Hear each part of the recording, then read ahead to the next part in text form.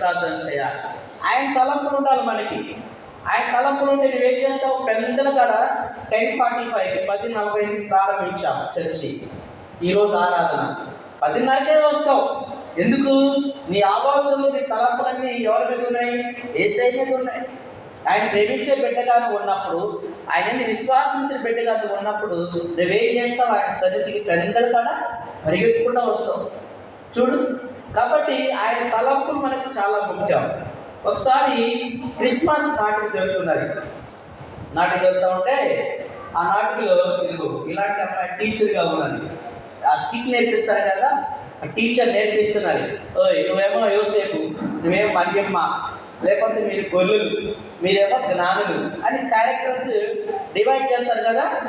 ఆ టీచర్ మరి ఆ యొక్క రిహార్సల్ అన్నమాట నేర్పిస్తూ ఉన్నది. ఒక క్యారెక్టర్ తగ్గింది.